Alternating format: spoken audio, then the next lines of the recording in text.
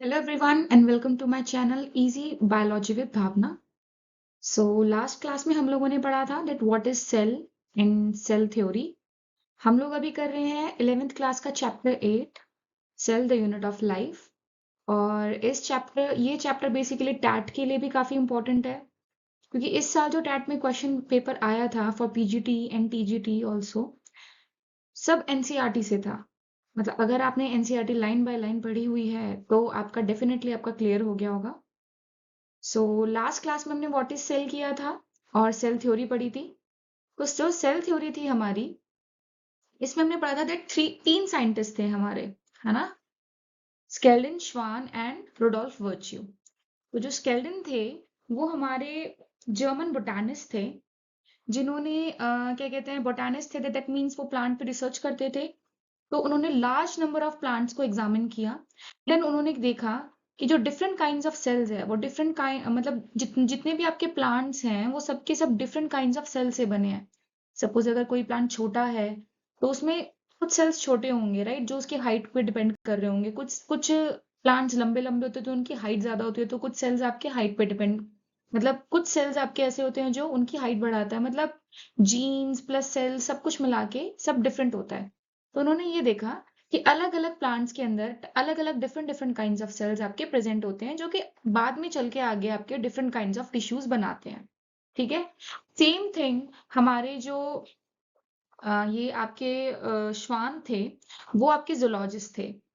He was a British zoologist और उन्होंने ये देखा दैट जो आपके डिफरेंट डिफरेंट जो आपके एनिमल्स हैं वो एनिमल्स पे रिसर्च कर रहे थे। तो उन्होंने देखा जो उनकी आउटर लाइन है, जो जिसको हम सेल मेम्ब्रेन बोलते हैं, वो बहुत थिन होती है। और सेकंड चीज उन्होंने देखा दैट जो प्लांट के अंदर आउटर कवरिंग होती है वो आपकी क्या होती है, सेल वॉल। लेकिन वो सेल वॉल आपकी एनिमल में प्रेजेंट नहीं होती, एनिमल सेल में प्रेजेंट नहीं होती है। तो इन्होंने ये वाली चीज बताई। और इन्होंने ही बताया दैट सेल वॉल एक क्या है, आपका एक रिजिड वॉल है जो कि बहुत ही लिमिटेड, मतलब कुछ अमाउंट ऑफ पार्टिकल्स को अंदर आने देता है। लेकिन जो सिलेक्शन ऑफ पार्टिकल्स होता है वो आपकी प्लाज्मा मेम्ब्रेन के थ्रू होता है, which is cell membrane. Okay. So plasma membrane cell membrane दोनों एक ही बात है। यही इन दोनों ने मिलके ये बताया that all living organisms are composed of cells. और क्या थे उनके प्रोडक्ट ऑफ सेल्स। तो ये हमने यहाँ पे पढ़ा था। आगे आए थे हमारे रुडोल्फ वर्च्यू। अब रुडोल्फ वर्च्यू ने क्या बताया था हमें? रुडोल्फ वर्च्यू ने बताया था that omnis cellula e cellula, that means all cells arises from pre-existing cells। अब ये होता किसके थ्रू है? अब ये वाली बात तो हमें पता है दैट जो हमारा, सॉरी,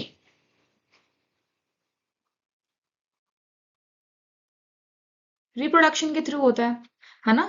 तो अगर हम एक सबसे स्मॉलेस्ट लिविंग ऑर्गेनिज्म का एग्जांपल ले, सपोज बैक्टीरिया, तो वो एक आपका सिंगल सेल ऑर्गेनिज्म है।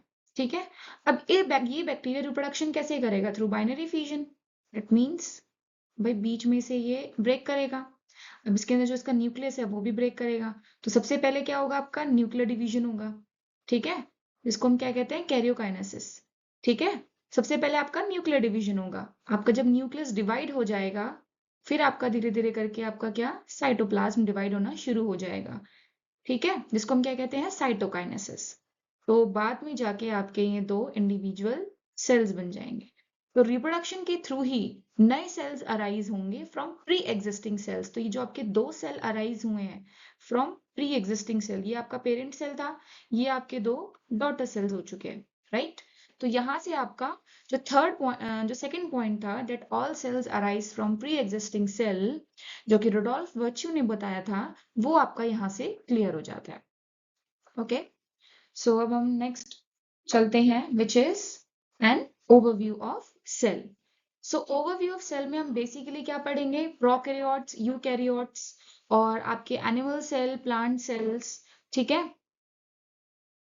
और हम पढ़ेंगे unicellular and multicellular. So start करते हैं हम लोग। सो ओवरव्यू ऑफ जो सेल है आपका, अगर हम बेसिक बात करें तो सेल में होता क्या है, बेसिक चीजें। सबसे पहली चीज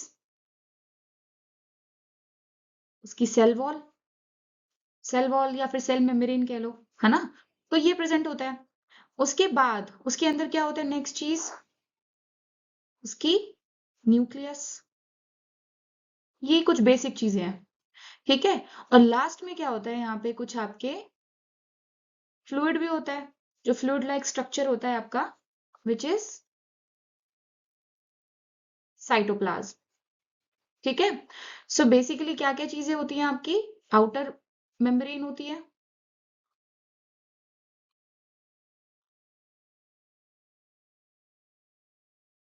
उसके बाद क्या होता है आपका न्यूक्लियस, और उसके बाद क्या होता है आपका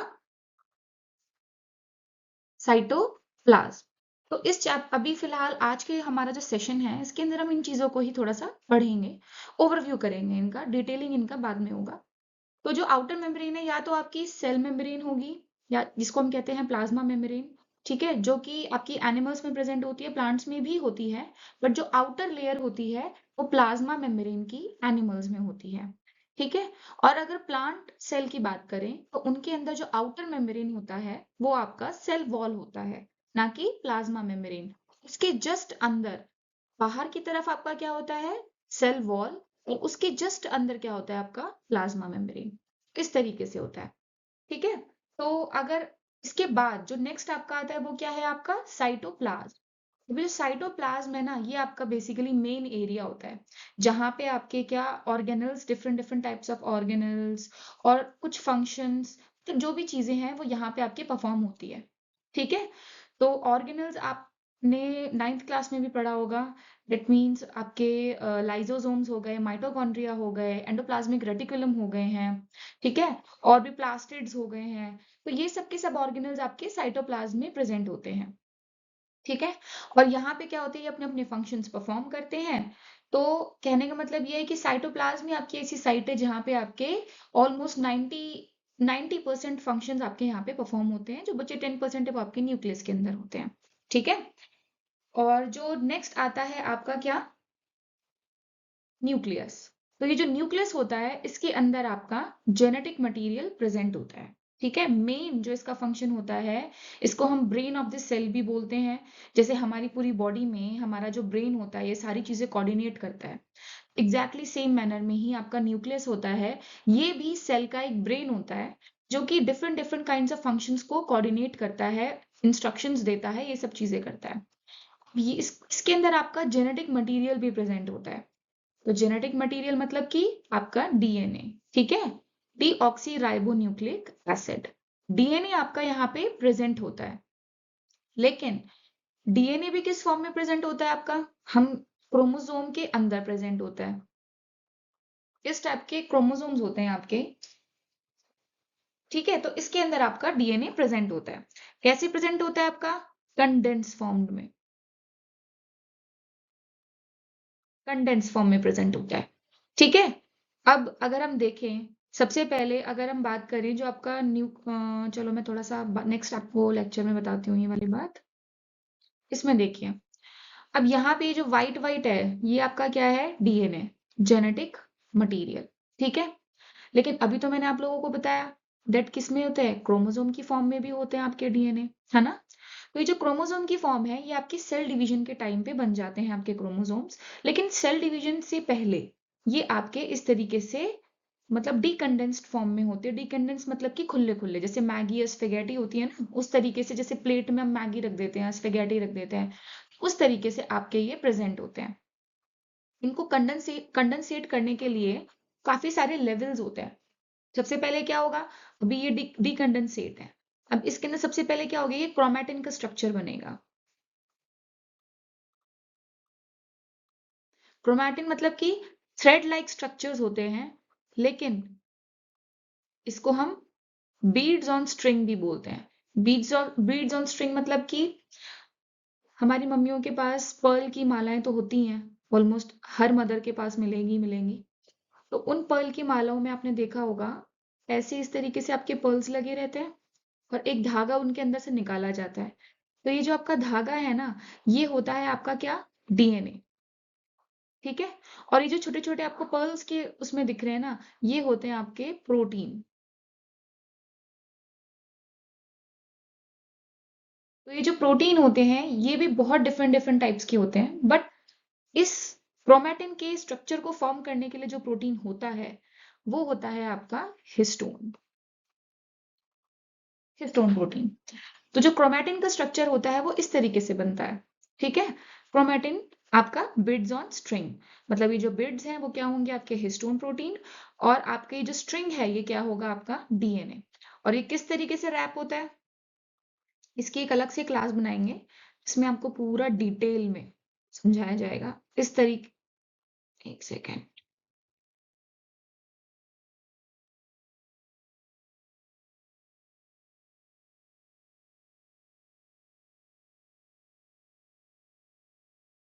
ऐसे इस तरीके से आपका ये पूरा घूम के, जो जैसे सपोज अगर आपका ये हिस्टोन है तो इसके चारों तरफ ऐसे घूम करके और फिर आगे नेक्स्ट हिस्टोन के साथ ये जुड़ जाता है। इस तरीके से आपका क्रोमैटिन बनता है। क्रोमैटिन से उसके बाद क्या होता है, ये क्रोमैटिन ही आगे चल के आपका और कंडेंसेट होते होते आपका क्या होता है, उसके बाद ये आपका लूप स्ट्रक्चर बनता है। लूप स्ट्रक्चर मतलब कि इस तरीके से, और यहाँ पे आपके ऐसे ये हिस्टोन्स लगे हुए हैं। फिर उसके बाद लास्ट में जाके आपके क्या होते हैं, ये कंडेंस होके क्रोमोसोम बना देते हैं।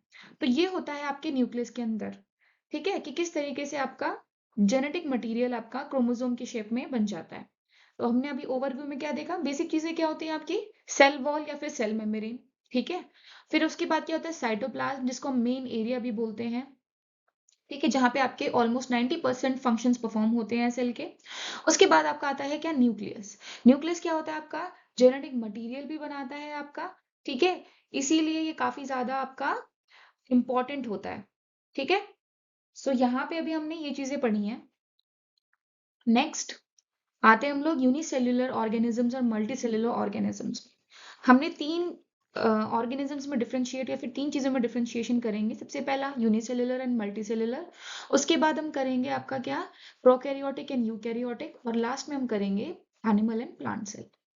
तो unicellular organism and multicellular organism, नाम में ही पता चल रहा है एक सेल से बना हुआ आपका ऑर्गेनिज्म, तो उसको हम क्या कहते हैं, unicellular organism. Means organism is made up of single cell, एक सेल से मिलके बना हुआ। उसके एग्जाम्पल क्या हो गए, अमीबा।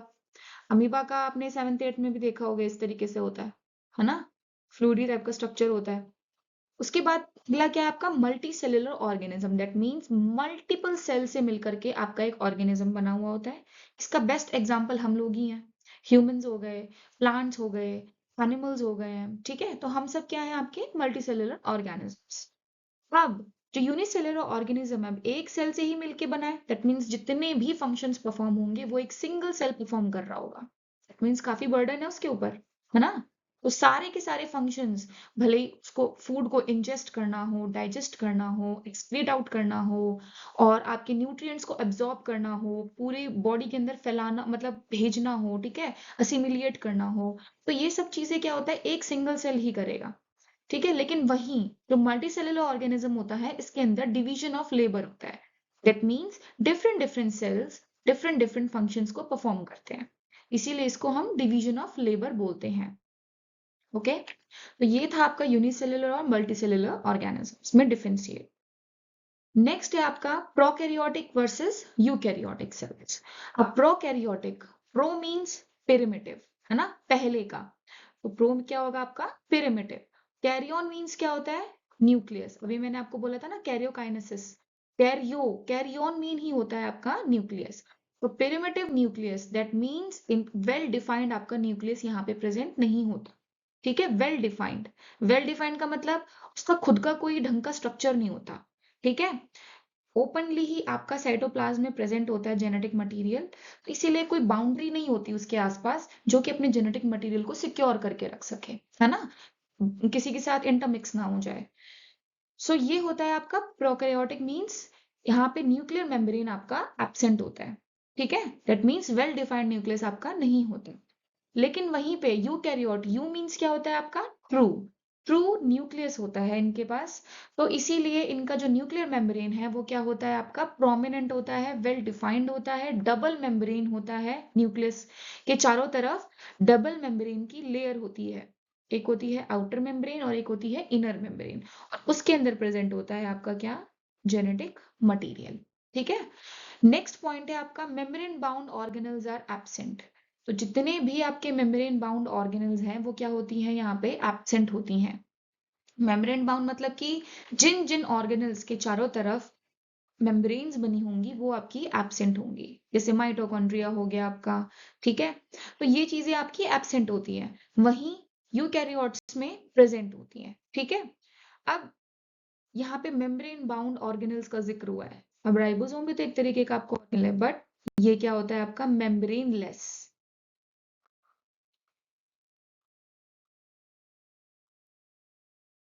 ये आपका मेम्ब्रेन लेस ऑर्गेनल होता है जो कि प्रेजेंट होता है, और ये आपका प्रोकैरियोटिक सेल में भी प्रेजेंट होता है और यूकैरियोटिक सेल में भी प्रेजेंट होता है। बट डिफरेंस ये होता है कि यहाँ पे 70s राइबोसोम्स प्रेजेंट होते हैं और यहाँ पे आपके 80s राइबोसोम्स प्रेजेंट होते हैं, ठीक है।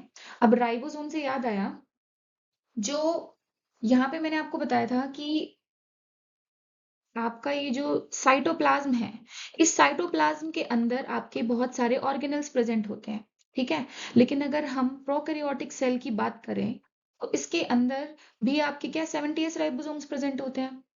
दैट मीन्स ओवरऑल सेल के अंदर प्रेजेंट होते हैं, लेकिन कुछ आपके ऐसे ऑर्गेनल्स भी होते हैं जिनके अंदर राइबोसोम्स प्रेजेंट होते हैं, जैसे कि कौन कौन से हो गए हैं आपके क्लोरोप्लास्ट, माइटोकॉन्ड्रिया और endoplasmic reticulum.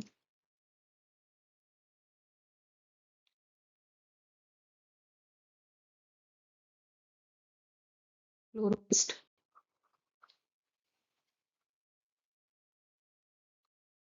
Mitochondria and ER. Endoplasmic reticulum के अंदर भी क्या आपका राइबोसोम्स प्रेजेंट होते हैं। क्लोरोप्लास्ट के अंदर कौन से राइबोसोम्स प्रेजेंट होते हैं आपके 70s, ठीक है। माइटोकॉन्ड्रिया के अंदर भी कौन से होते हैं 70s, लेकिन एक ईआर है जिसके अंदर आपका कौन से प्रेजेंट होते हैं 80s, ठीक है। तो यहाँ पे ये थोड़ा सा याद रखना। तो क्लोरोप्लास्ट तो आपको पता ही है प्लांट्स में होता है, एनिमल्स में तो होता ही नहीं है क्लोरोप्लास्ट। क्या काम होता है क्लोरोप्लास्ट का, फोटोसिंथेसिस करवाता है ये, इसी के अंदर फोटोसिंथेसिस होता है आपका। तो ये है बात आपकी, क्लोरोप्लास्ट के अंदर 70s राइबोसोम्स होते हैं, माइटोकॉन्ड्रिया के अंदर 70s होते हैं और ईआर के अंदर 80s राइबोसोम्स होते हैं। इसीलिए माइटोकॉन्ड्रिया को कभी कभी ऑर्गेनल विद इन ऑर्गेनल भी बोला जाता है, मतलब कहने का मतलब है ऑर्गेनल विद इन ऑर्गेनल, एक ऑर्गेनल के अंदर भी क्या है आपका ऑर्गेनल है। तो इन तीनों के अंदर हम ऑर्गेनल विद इन ऑर्गेनल वाला थ्योरी हम यूज कर सकते हैं, राइट। लास्ट आता है प्रोकैरियोटिक सेल और यूकैरियोटिक सेल का साइज। तो साइज जो होता है इनका जनरली क्या होता है, टिपिकली 1 to 5 माइक्रोमीटर होता है, बहुत छोटा होता है, बहुत छोटा। और जो साइज आपका यूकैरियोटिक सेल है ये 100 से लेके 500 माइक्रोमीटर तक भी जाता है, ठीक है। अब आते हैं different kinds of cells and their characteristics. अलग आपके एनसीईआरटी बुक में भी दे रखे हैं भाई, अलग अलग टाइप के cells, longest cell, shortest cell, ये इस तरीके के है ना, स्मॉलेस्ट सेल। तो सबसे पहले आपका आता है क्या mycoplasma, which is the smallest cell, ठीक है। फ्री लिविंग स्मॉलेस्ट सेल होता है ये आपका। ये आपकी एक बेसिकली एक टाइप ऑफ पीपीएलओ होता है। आपने 8th क्लास में पढ़ा होगा स्मॉलेस्ट सेल पीपीएलओ। तो पीपीएलओ की ही फर्दर एक और ये स्पीसीज होती है। PPLO means pleuro pneumonia like organisms, उसी की ही एक छोटी क्लास होती है विच इज माइकोप्लाज्मा, ठीक है। ये फ्री लिविंग आपके बैक्टीरियाज होते हैं, बैक्टीरिया के अंदर आते हैं ये। और इनकी क्लास कौन सी होती है, मॉलिक्यूल्स, लिख देती हूँ यहाँ पे।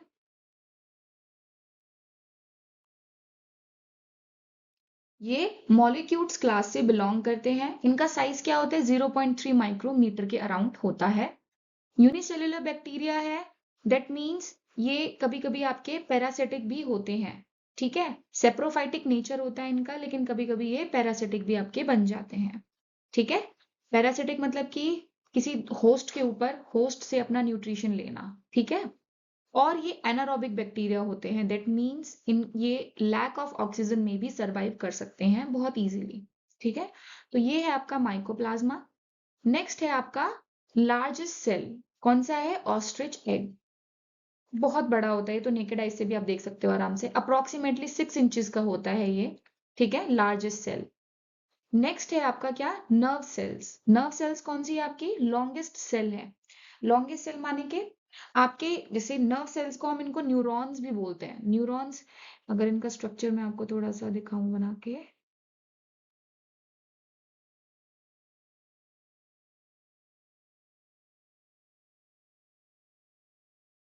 इस टाइप का स्ट्रक्चर होता है इसका, ठीक है।